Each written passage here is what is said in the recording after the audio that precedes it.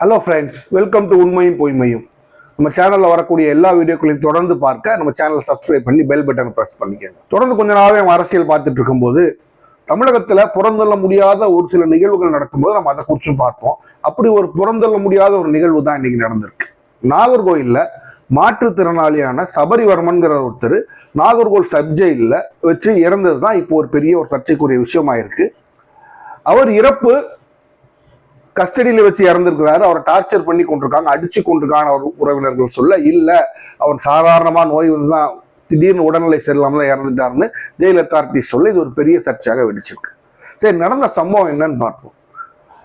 தாமரைக்குளம் பகுதியை சேர்ந்தவர் இந்த சபரிவர்மன்றவர். இவரு குட்கா பொருள்களை விற்றதுக்காக போலீஸ் இவர் அரெஸ்ட் பண்ணியிருக்கிறாங்க. அப்போ இதற்கு முன்னாடி 2 முறை ஒரு குட்கா வித்து ஒரு அரெஸ்ட் ஆயிருக்காரு, ஒரு மேல் நடவடிக்கை எடுத்திருக்கான்னு சொல்றாங்க. அப்போ நீதிமன்றத்துக்கு முன்னால், அதாவது மெஜிஸ்ட்ரேட் முன்னால் ப்ரொடியூஸ் பண்ணும்போது நாகர்கோயிலில் வச்சு மெஜிஸ்ட்ரேட் இவங்க நீதிமன்ற கஸ்டடிக்கு ரிமாண்ட் பண்றாங்க. அப்போ நீ புரிஞ்சுக்கணும், 2 கஸ்டடி இருக்கு. ஒன்று போலீஸ் கஸ்டடி, இன்னொன்று ஜுடிஷியல் கஸ்டடி. இந்த போலீஸ் கஸ்டடிங்கிறது ஒரு நபரை அரெஸ்ட் பண்ணி 24 மணி நேரத்துக்கு உள்ள அவரை நீங்க போலீஸ் பக்கத்தில் உள்ள மெஜிஸ்ட்ரேட்டை ப்ரொடியூஸ் பண்ணணும். ப்ரொடியூஸ் பண்ணாம அவரை வச்சிருக்க கூடாது, சட்டப்படி குற்றம். அப்போ இவரையும் பிடிச்ச உடனே பக்கத்தில் மெஜிஸ்ட்ரேட்டை ப்ரொடியூஸ் பண்றாங்க. அப்போ போலீஸ் கஸ்டடினா என்னன்னா, போலீஸ் சில கேஸ்கள், முக்கியமான கேஸ்களை கேட்பாங்க. பொதுவாக திருட்டு வழக்கெல்லாம் கேட்பாங்க. ஐயா திருட்டு பிடிச்சிட்டோம், இன்னும் எங்கெல்லாமோ திருடன்னு சொல்றான், திருடி இருக்கேன்னு சொல்றான், அப்புறம் 5 நாள் கஸ்டடி கொடுங்க, எங்கெல்லாம் திருடி இருக்கான் அந்த இடங்கள்லாம் நாங்கள் பார்த்துட்டு பொருளை ரெக்கவர் பண்ண உதவியா இருக்கும், இந்நேரத்தை வித்திருக்கான்னு சொல்றான்னு திருட்டு கேஸ்ல ரொம்ப கேட்பாங்க. அதே மாதிரி மேஜர் அஃபென்ஸ்கள்லையும் பார்த்தீங்கன்னா இவங்க எங்கெல்லாம் ஆயுதங்கள் வச்சிருக்கான்னு தெரியும், எப்படி கொலை பண்ணான்னு ரிக்ரியேட் பண்ணிலாம் காமிக்கணும். மேஜர் அஃபென்ஸ்களுக்கும் அவங்க போலீஸ் கஸ்டடி கேட்பாங்க. போலீஸ் கஸ்டடி என்னன்னா, போலீஸ் என்ன பண்ணுவாங்கன்னா ஒரு 15 நாள் கஸ்டடின்னு கேட்பாங்க. அவ்வளவுதான் கேட்க முடியும். 14 அந்த 14 நாள் ஒரு தடவை தான் கஸ்டடி கொடுப்பாங்க போலீஸ்க்கு. அப்போ அந்த கஸ்டடியை வாங்கிட்டு போலீஸ் என்ன பண்ணுவாங்க, விசாரிச்சு திருப்பி கோர்ட்டு கொடுத்துருவாங்க. இந்த போலீஸ் கஸ்டடிங்கிறது என்னன்னா, போலீஸே நேரடியா அந்த கைதிக்கு பொறுப்பெடுத்து அவனை தன்னோட வசத்துல வச்சு விசாரணை மேலும் தொடர்ந்து நடத்திட்டு அதுக்கப்புறம் திருப்பி அது அந்த கஸ்டடி 5 நாள் வாங்க, 6 நாள் வாங்க, 1 வாரம் வாங்க, எது சொல்லுவாங்க, அது முடிஞ்ச உடனே கோர்ட்ல ப்ரொடியூஸ் பண்ணிடணும். கோர்ட் அதுக்கப்புறம் ஒரு தடவை போலீஸ் கஸ்டடி கொடுத்ததுக்கு அப்புறம் என்ன பண்ணுவாங்கன்னா, ஜுடிஷியல் கஸ்டடிக்கு ரிமாண்ட் பண்ணுவாங்க. ஜுடிஷியல் கஸ்டடி நீதிமன்றமே அவங்களை சிறைச்சாலைக்கு அனுப்பி ரிமாண்ட் பண்றதுதான் நீதிமன்ற கஸ்டடி அப்படின்னு பேரு. அப்போ இந்த ஜுடிஷியல் கஸ்டடியில் வச்சுதான் இப்போ இந்த சபரிவர்மன் இறந்து போயிருக்கிறார். போலீஸ் இந்த கேஸ்ல கஸ்டடி கேட்ட மாதிரி தெரியல. அப்போ ஒரு நபரை போலீஸ் மெஜிஸ்ட்ரேட்டை ப்ரொடியூஸ் பண்ணுவோம். மெஜிஸ்ட்ரேட் என்ன சொல்லுவாங்கன்னா, அவர் மெடிக்கல் எக்ஸாமினேஷன் பண்ணிட்டு ஜெயிலுக்கு அனுப்புங்க அப்படின்னு சொல்லுவாங்க. ஜுடிஷியல் ரிமாண்ட் இதுதான். அப்போ கோர்ட்ல என்ன சொல்றாங்க, 15 நாள் அவர் ரிமாண்ட் பண்றாங்க அப்படின்னா போலீஸ் அவரை கொண்டு மெடிக்கல் எக்ஸாமினேஷன் பண்ணிட்டு ஜூலை 9 நாகர்கோவில் சப்ஜெயில அவரை கஸ்டடியை கொடுக்குறாங்க. அப்ப அன்னையில இருந்து ஜூலை 9 நாகர்கோவில் ஒரு அண்டர் ட்ரையல் பிரிசனர், அதாவது வழக்குக்கு காத்திருக்கும் ஒரு பிரிசனரா, ஒரு கைதியா சபரிவர்மன் அங்க நாகர்கோவில் சப்ஜெயில இருக்கிறார். அப்போ இதுல இந்த சமயத்துல போலீஸ் ஏன் குறை சொல்ல முடியாது, 9 அவருக்கு ஒப்படைச்ச உடனே போலீஸோட வேலை அங்க முடிஞ்சிருது. அவங்க வெளியில மெடிக்கல் ரிப்போர்ட் ஒன்று வாங்கிட்டு அதுக்கப்புறம் ஜெயில அவங்க ஒப்படைச்சிருந்திருப்பாங்க. அப்ப போலீஸ் அடிச்சுட்டாங்க, உள்ள போலீஸ் அடிச்சு கொடுத்து அவர் இறந்து போயிட்டாருக்குள்ள வாய்ப்புகள் கிட்டத்தட்ட கிடையவே கிடையாதுன்றலாம். அப்படி இருந்தா ஜெயில்காரங்க நாங்க ஒண்ணும் பண்ணலங்கன்னு அதை ஏத்துக்க மாட்டாங்க. அந்த மாதிரி விஷயங்கள் ஏத்துக்க மாட்டாங்க, நீ வெளியில கொண்டு போயிருங்க அப்படின்ட்டுருவாங்க. அப்போ போலீஸ் மேல ஒரு பெரிய குற்றச்சாட்டு இருக்க மாதிரி தெரியல. அவர் தவறு பண்ணதாக சொல்லி மெஜிஸ்ட்ரேட்டை காமிச்சு மெஜிஸ்ட்ரேட் தான் ரிமாண்ட் பண்ணிருக்காரு. அப்போ இது போலீஸ் கஸ்டடியோட ஒரு ஸ்டெப் மேல நீதிமன்ற கஸ்டடியில இருக்கிறார். இப்போ இறக்குறதுங்கிறது இன்னும் இதோட மோசமான ஒரு விஷயம். நீதிமன்ற கஸ்டடியில ஒருத்தர் இறக்குறது போலீஸ் கஸ்டடியில இறக்குறதோட ஒரு மிகப்பெரிய ஒரு பயங்கரமான ஒரு விஷயமா நம்ம பார்க்கணும். அதான் சட்டம். அப்ப இந்த நீதிமன்ற கஸ்டடியில வச்சுதான் இந்த சபரிவர்மன் இறந்து போயிருக்கிறார். இப்போ என்ன நடந்தது அப்படின்னா, 9 அவர் ரிமாண்ட் பண்றாங்க. 13 நாகர்கோவில் சப்ஜெயில வச்சு அவர் ஹாஸ்பிட்டல் அட்மிட் பண்ணிருக்கோம், பாருங்க, அப்புறம் இறந்து போயிட்டாரு அப்படின்னு சொல்றாங்க. இதுதான் இந்த கேஸோட மேலோட்டமா பார்த்தா தெரியக்கூடிய விஷயம். சரி, இந்த நாகர்கோவில் சப்ஜெயிலுக்கு ஒரு மிகப்பெரிய வரலாறு உண்டு. அதாவது இந்திய வரலாற்றிலேயே எந்த ஒரு ஜெயிலுக்கும் இல்லாத ஒரு வரலாறு நாகர்கோவில் சப்ஜெயிலுக்கு உண்டு. என்ன அப்படின்னா, இந்திய வரலாற்றிலே முதல் முறையாக ஒரு சப்ஜெயிலுக்குள்ள வெளியில இருந்த ஆட்கள் இறங்கி ஒருத்தனை கொன்ன சம்பவம் நாகர்கோவில் சப்ஜெயில் தான். 1996 லிங்கம் ஒரு நபரா ஒரு 36 பேர் கொண்ட கும்பல் நாகர்கோவில் சப்ஜெயிலுக்குள்ள இறங்கி வெட்டி அவர் தலையை வெளியில எடுத்துட்டு போய் மீனாட்சிபுரம் பஸ் ஸ்டாண்ட்ல வச்சு ஒரு பெரிய ஒரு பரப்புரை சர்ச்சைக்குரிய விஷயமா தமிழ்நாடு மட்டும் இந்தியா முழுசும் பேசப்பட்டுச்சு. ஏன்னா இந்தியாவிலே அப்படி ஒரு சம்பவம் வரலாற்றுல நடந்ததே கிடையாது. அப்ப அப்படி பேசப்பட்ட ஒரு சம்பவத்திற்கு ஒரு இடமாக இருந்தது அந்த நாகர்கோவில் சப்ஜெயில். அப்போ நாகர்கோவில் சப்ஜெயிலுங்கிறதுக்கு இந்த சர்ச்சைகள்ங்கிற ஒன்று புதுசு, இதோட பெரிய சர்ச்சை நடந்திருக்கு. இந்த நாகர்கோவில் சப்ஜெயில வச்சுதான் இப்ப இந்த சம்பவம் நடக்குது. அப்போ ஜுடிஷியல் கஸ்டடியை ஏன் நம்ம இன்னும் மோசமா இன்னும் பெருசா பார்க்கணும் அப்படின்னா, நீ போலீஸ்ல இருக்கிற வரைக்கும் ஒருவன் சட்டத்தின் முன்பு கொண்டு வரப்படுவதில்லை, மெஜிஸ்ட்ரேட் முன்னால கொண்டு வரப்படுறதில்லை. அதனாலதான் பாருங்க பெரிய அக்யூஸ்லாம் பெரிய இதாக நேர கோர்ட்ல போய் கலந்துறாங்க. ஏன்னா போலீஸ்காரன் கையில மாட்டோம்னா அடிச்சே கொண்டுருவாங்க. நீதிமன்றத்துக்கு போனோம்னா ஒரு பாதுகாப்பு இருக்கும், நம்மளை அடிச்சாலும் நாளைக்கு திருப்பி கோர்ட்ல ப்ரொடியூஸ் பண்ணணும் அப்படிங்கிற ஒரு பயம் இருக்கும், நம்மள ரொம்ப பண்ண மாட்டாங்க. இல்லைன்னா கோர்ட்டே நம்ம நீதிமன்ற கஸ்டடிக்கு அனுப்பிடும், நமக்கு பிரச்சனை இருக்காது அப்படின்னு சொல்லி நீதிமன்றத்திலே சரண்டர் ஆவாங்க. அப்ப இந்த கேஸ்ல என்னன்னா, நீதிமன்றம் தான் கஸ்டடியை வந்து போலீஸ் ரிமாண்ட் பண்ணிருக்கீங்கனால சபரிவர்மன் நீதிமன்ற கஸ்டடியில வச்சு இறந்து போறதா இருக்கலாம், கோர்ட் இதை பயங்கர கடுமையாக பார்ப்பாங்க. அப்ப எப்படி செத்து போறாரு அப்படின்னு பார்க்கும்போது இப்ப சிசிடிவில அவங்க பார்த்துட்டு இருக்காங்க சொல்றாங்க. ஒரு சாரார் என்ன சொல்றாங்கன்னா, 12ஆம் தேதி இரவு, அதாவது சண்டே நைட் வந்து ஒரு பயங்கர அலப்பறை பண்ணதாகவும், அதுக்கப்புறம் போலீஸ்காரங்க அவரை கூட்டு போய் அடிச்சதாகவும், அதுல அவரு இறந்து போயிட்டாரு அப்படின்னு சொல்றாங்க. ஒரு உறவினர் சொல்றாங்க, உடம்புல அடிப்பட்ட காயங்கள்லாம் இருக்கு, அதனால நாங்க பாடியை வாங்க மாட்டோம், அவங்களும் பிரச்சனை பண்றாங்க. அப்ப இந்த மாதிரி சூழ்நிலைகள்ல போஸ்ட்மார்ட்டம் சும்மா டாக்டர்ஸ் பண்ணிட மாட்டாங்க. அது கஸ்டோடியல் டெத், அதுவும் ஜுடிஷியல் கஸ்டோடியல் டெத்ல இருக்கும் டிஸ்ட்ரிக்ட் ஜட்ஜ் பிரசன்ஸ்ல வச்சு, ஒரு டிஸ்ட்ரிக்ட் ஜட்ஜ் மாவட்ட நீதிபதி முன்னால வச்சு இந்த போஸ்ட்மார்ட்டம் நடக்குது.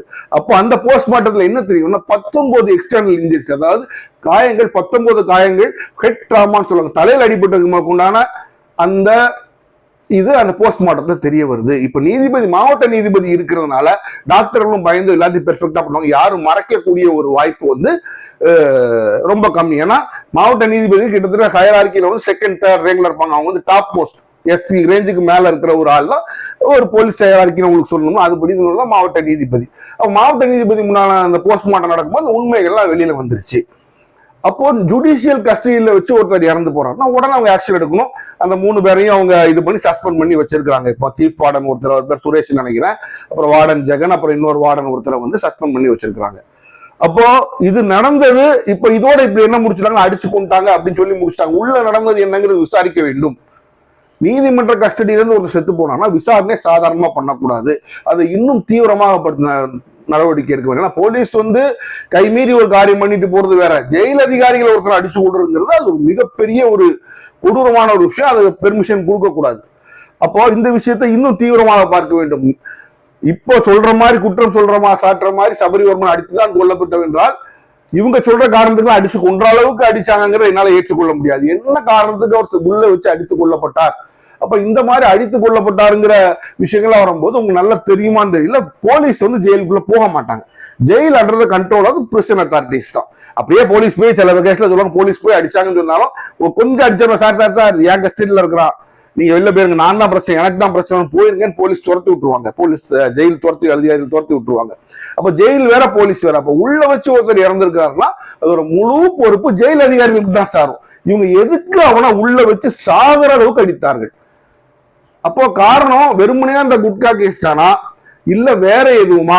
அப்போ ஒருத்தர் அடிக்கும் போகுது, ஒருத்தர் இறக்குற அளவுக்கு அடிக்கிறாங்கன்னா அப்ப அவனுக்கு நடக்கலாம் சாகலாம் அப்படிங்கிற தெரிஞ்சுதான் அவங்க அடிக்கிறாங்க. அப்ப அந்த துணிச்சல் அவர்களுக்கு எங்கிருந்து வந்ததுன்னு கண்டிப்பா கண்டுபிடிக்கணும்.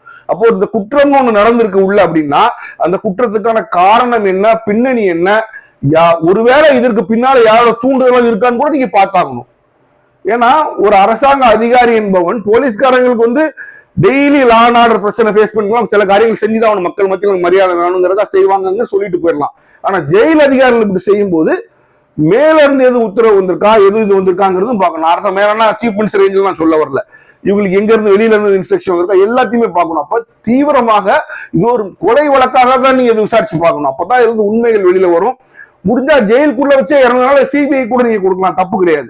ஏன்னா போலீஸ் கஸ்டடியில இறக்குற வழக்கையே நீங்க சிபிஐ கொடுக்குறீங்க. அப்ப ஜெயில் ஜுடிஷியல் கஸ்டடியில வச்சு ஒருத்தர் இறக்குறான் அப்படின்னா அது இன்னும் ஒரு மிகப்பெரிய ஒரு விஷயம். அப்போ நீங்க இந்த வழக்கை சிபிஐ கொடுத்து இண்டிபெண்டா நீங்க விசாரிச்சாலும் சில உண்மையான விஷயங்கள் தெரிய வரும். அதுல என்ன அப்படின்னா, இந்த பையன் ஒரு பெரிய ஹிஸ்டரி ஷீட் கிடையாது, 4 கொலை பண்ணிட்டான், 5 கொலை பண்ணிட்டான், இது பண்ணிட்டான், அது பண்ணிட்டான், பெரிய குற்றச்சாட்டுகள் எதுவும் இல்ல. குட்கா வித்த குற்றச்சாட்டு மட்டும்தான் இந்த பையன் மேல இருக்கு. அப்ப அவனை சாகுற அளவுக்கு ஜெயில வச்சு அடிக்கிறாங்கன்னா இதற்கான காரணமும் பின்னணியும் என்னங்கிறது தெரியணும். அந்த வழக்குல விசாரிச்சு காரணமும் பின்னணியும் ஒன்று இருந்தால் அதற்கு சம்பந்தப்பட்டவர்களும் நீங்க புக் பண்ணி கேஸ் நடத்தி நீ உள்ள கொண்டு வரணும். ஆனா இதெல்லாம் நடக்குமா அப்படிங்கிறது ரொம்ப ஒரு கேள்விக்குறியான விஷயம் தான். மாவட்ட நீதிபதி போனதுனால இந்த இன்ஜரிஸ் எல்லாம் வெளியில வந்துருச்சுன்னு சொல்றாங்க. இப்ப இன்ஜரிஸ் வந்ததுனால இதை பெருசா மறைக்க முடியாது. அப்போ ஒழுங்கா போனவன் இன்ஜரியே இல்லாம போலீஸ் அவனை ஒப்படைக்குது ஜெயில, ஜெயில போய் 2 நாளுக்குள்ள அவனுக்கு இந்த 19 அடிபட்டு மண்டையில அடிபட்டு இருக்குன்னா அப்ப ஜெயில் அதிகாரி அது காரணங்கிறது தெரிஞ்சு போச்சு. ஜெயில் அதிகாரி எனக்கு தெரியாதுன்னு சொல்ல முடியாது. அப்போ இந்த சம்பவம் நடந்ததுனால குற்றம் நடந்திருக்குங்க ஒரு பிரைமா ஃபேசி ஒரு முகாந்திரம் இருக்கிறது நமக்கு தெரியுது. அப்போ இதற்கு பின்னால் உள்ள எல்லா விஷயங்களையும் உண்மையா விசாரிக்கணும்னா சிபிஐ உண்மையா விசாரிச்சு கழிச்சிடும் நான் சொல்லல. பட் மாநிலத்துல எதுவுமே சம்பந்தப்படாத மாநில ஏஜென்சிகள் எதுவும் சம்பந்தப்படாத ஒரு ஏஜென்சி வேணும்னா சிபிஐ தான் வேணும். அப்ப நீங்க சிபிஐ வச்சுதான் இது விசாரிக்கணும். ஏன்னா சாதாரண குற்றம் இல்லை, நீதிமன்ற காவலில் ஒருவர் இறந்திருக்கிறார் என்றால் அது மிகப்பெரிய ஒரு குற்றம். அப்ப இந்த பையனை பொறுத்த வரைக்கும் நீங்க பாத்தீங்க அப்படின்னா எதற்காக இவ்வளவு ஒரு எக்ஸ்ட்ரீம் பனிஷ்மெண்ட் ஒரு குட்கா வித்தவனு கொடுத்திருக்காங்க அப்படிங்கிறதா இதுல எனக்கு ஒரு சந்தேகத்துக்கு ஒரு விஷயமா வரும். இதற்கு முன்னால் நீங்க பாத்தீங்க அப்படின்னா ஏதோ கொலை வழக்கோ எதுலயோ ஒருத்தர் ஜெயில செத்து போயிட்டாரு, அது பட்டாரு, கைது கொடுத்தாங்கிறாரு ஏதாச்சும் சொல்லுவாங்க. இந்த மாதிரி சின்ன வழக்குல ஒருத்தர் அடிச்சு கொள்றாங்க அப்படின்னா நம்ம கொஞ்சம் சந்தேகத்தோட விசாரிக்க வேண்டிய சூழ்நிலை தான் இருக்கு. அப்போ இந்த சபரிவர்மன் அந்த நபர் ஒரு மாற்றுத்திறனாளி கூட. அப்ப அந்த மாற்றுத்திறனாளியை உள்ள கூட்டு போய் அடிக்கிறதுங்கிறது இன்னும் ஒரு ஈனத்தனமான ஒரு விஷயம் அப்படின்னு தான் நம்ம பார்க்க முடியும். அப்போ இந்த பையனோட சபரிவர்மன் அவர்களோட மரணத்துல ஒரு சந்தேகம் எழுதுகிறது. அப்போ சந்தேகம் எழும்போதுதான் நீங்க சஸ்பெண்ட் பண்ணிருக்கிறீங்க. அப்போ சஸ்பெண்ட் பண்ற அதிகாரிகள் அதை செஞ்சிருக்கிறாங்க, கஸ்டடி ஜுடிஷியல் கஸ்டடியில இருந்திருக்கும் போது அதை செஞ்சிருக்காங்க, முகாந்திரம் இருக்குன்னு நீங்க நினைக்கிறீங்க. அப்போ இது இவ்வளவு பெரிய விஷயமா வந்ததுக்கு அப்புறம் இனி மாநிலம் சம்பந்தப்பட்ட யாரும் இது எடுக்கக்கூடாது, சிபிஐ தான் எடுத்து விசாரிக்கணும். கோரிக்கை வச்சா யாராச்சும் ஒருத்தர் கோரிக்கை வைக்கணும், கண்டிப்பாக நீதிமன்றம் சிபிஐ வச்சு விசாரிக்க வச்சா ஒரு நியாயமான முறை கிடைக்கும். ஏன்னா போஸ்ட்மார்ட்டம் ரிப்போர்ட் ஒண்ணுதான் இந்த விஷயத்த வெளியில கொண்டு வரும், வேற எந்த விஷயமும் இருக்காது. யாரும் உங்களுக்கு எதிராக சாட்சி சொல்ல போறது கிடையாது, ஜெயில ஒருத்தர் சொல்ல போறது கிடையாது, ஒன்றும் நடக்க போறது கிடையாது. அப்போ நீதிமன்றம் இவ்வளவுக்கு விஷயங்களை கொண்டு வரணும். அப்போ நியூட்ரல் ஏஜென்சி வேணும், சிபிஐ வேணும். என்னோட கோரிக்கை என்னன்னா சபரிவர்மன் அவர்களோட அந்த மரணத்தை நம்ம சிபிஐ மூலமா விசாரிக்கணும். இது ஒன்னெல்லாம் சிஎம் விஜய் வரைக்கும் போயிடுச்சுன்றாங்க. அவர் தானே போலீஸ் டிபார்ட்மெண்ட் வச்சிருக்கிறாரு அப்படின்னா சிறைத்துறை அவர் வச்சிருக்காரு. சிறைத்துறை அவர்கிட்ட இருந்தாலும் இல்லாட்டினாலும் ஒரு கஸ்டோடியல் டெத் அப்படிங்கிறது ஒரு மிகப்பெரிய ஒரு வயலேஷன் ஆஃப் லா, சட்டத்தோட மிகப்பெரிய வயலேஷன், ஒரு மீறுதல்ங்கிறது ஒரு கஸ்டோடியல் டெத். அப்படி ஒரு கஸ்டோடியல் டெத் நடந்திருக்கும் போது குறைஞ்சபட்சம் அதை குறிச்சு அவர் ஏதாச்சும் பேசணும். வெறுமனே நடவடிக்கை எடுத்துட்டு நான் சும்மா தான் இருப்பேன் அவர் சொன்னா அது ஏற்புடையதல்ல. மீண்டும் சந்திப்போம்.